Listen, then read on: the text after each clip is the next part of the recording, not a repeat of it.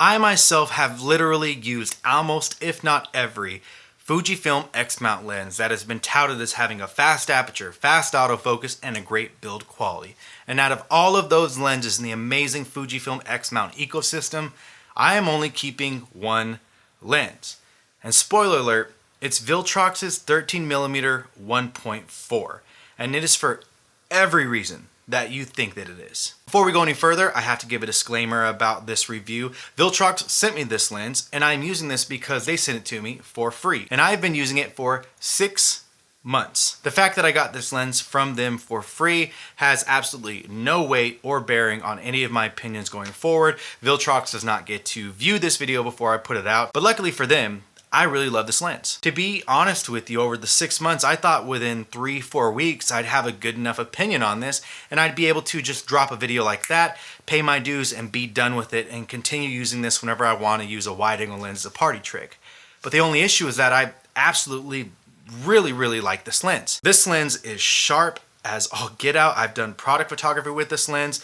I haven't gotten to do any landscape or anything with it, but where it really shines for me is just in the autofocus department. And for the past 6 months, almost every talking head video that I've shot has been with this. Not just for me, but also with the companies, with the nonprofits, with the clients that I'm working for. This has been my one lens. This lens paired with an XH2 or an XT5 has the amazing benefit of being able to crop in multiple times into itself, so now you're only getting the sharpest part of the lens, as well as you're able to push in from anywhere from 13mm all the way to about a 26mm lens digitally. And you're able to still shoot in 4K on the XH2. I'm not sure if that's the same on the XT5, if it goes that far, but again, I'm getting a 13mm to 27mm basically zoom lens. So all of my talking head that you've seen and a lot of the interviews that I've done being shot on this, I've been able to punch in from the 13mm, which gives me about a 20mm field of view,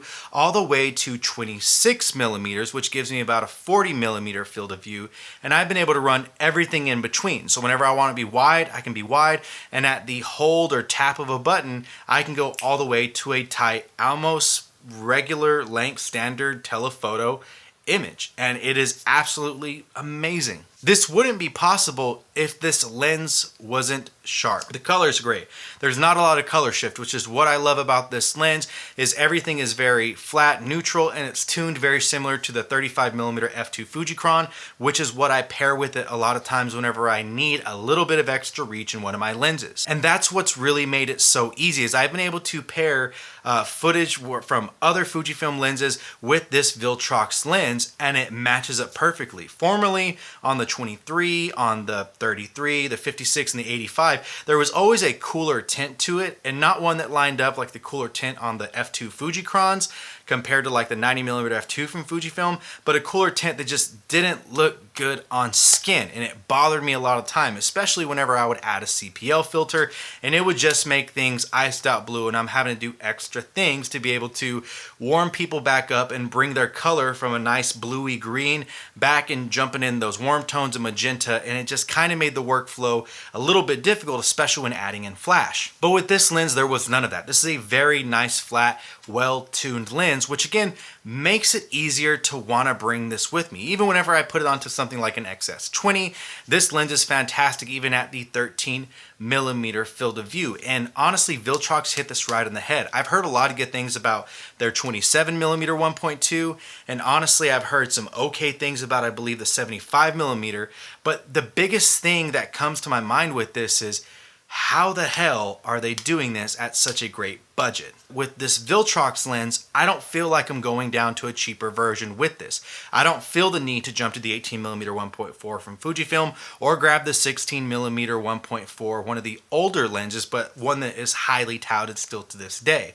This lens doesn't have weather sealing, and that may be something that throws a lot of people off. But to be honest, whenever it comes between choosing weather sealing and a great lens that's an all-around great lens that pairs so well with the Fujifilm XH2 and the fact that it's technically, I mean, let me think, 13mm, 16mm, 18mm, 23mm, 26, almost 27 millimeter, 5 lenses in one. That is a huge damn deal whenever it comes to getting the bang for the buck. And yes, as I said, I haven't used this much for photos, but the thing is, whenever it comes to video, I can tell that this lens is sharp, that this lens is nice. There's not any, if all, vignetting on the corners, never shooting wide open like I am right now. And the best part about this thing is the security in the autofocus has been top notch. You guys, I have not missed one single, whenever I'm in autofocus and I'm putting a box over someone's head in order to,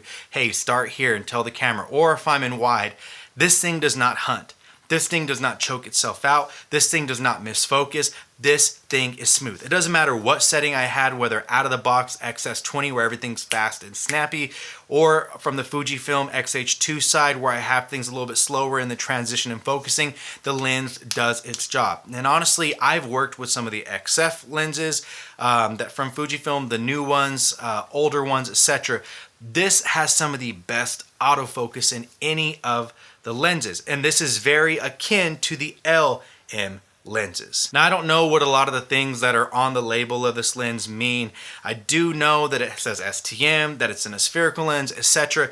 Regardless of what that is, they did something right. The lens is quiet whenever it focuses. There's no noise, no chatter, and again, it acquires quick, it acquires smooth, and it's not jittery and jumpy like Viltrox's old lenses. This thing will follow me around and not have a hard time. If you remember on the 33mm, the 23mm, and the 56mm, focus acquisition was so sharp that if I darted back, it would be quick. There's no smoothness to it, there's no transition, and if I go in and out of the frame, it doesn't look any better. And I'm sorry, there's no extra B-roll of me jumping in and out of frame. Just know that I use this for actual work. I'll put some things on the screen, but the images are great. And I think at the end of the day, that's what you have to look for. Yes, we can talk about autofocus. Yes, we can talk about, how does it look whenever it's cropped in, the vignetting, but do the images look good? And for video out of this thing looks great. It's lightweight, it's great to run and gun. It comes with a fantastic pedal hood, and there's not a lot of issue whenever it comes to flare or veiling from this lens. Now, while we're here, let me show you one other thing that I really like about this. It's a close focusing.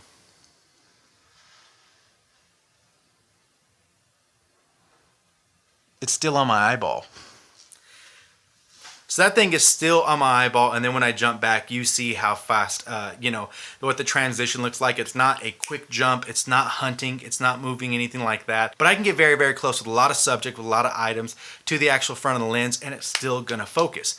And let me show you really quickly what that zoom feature looks like as we go about from the 13mm to the 26mm.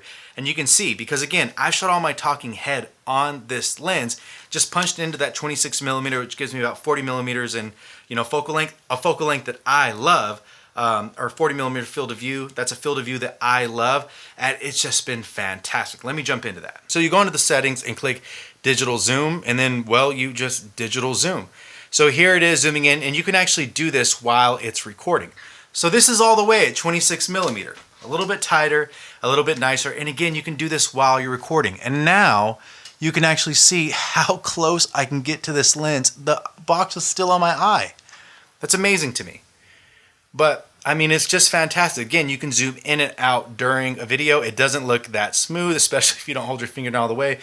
But if I'm thinking, if that was framed up correctly, maybe that's a really good shot. You never know. I like this lens because this lens is great. It's fantastic for video. It's great for run and gun. It's going to be such a huge benefit with documentary photography going forward, just like it is now. And more than anything, the versatility in this lens has really blown my mind. Limited distortion, the ability to crop in camera with the XH2, sharp as all get out, fast autofocus, fast aperture, and better than anything, the color tuning in this has been amazing. Whatever term you want to call it, color science, whatever coatings they have on the lens, fantastic job. Hope you enjoy what I say. Remember to take it light, but take it. Have a good one.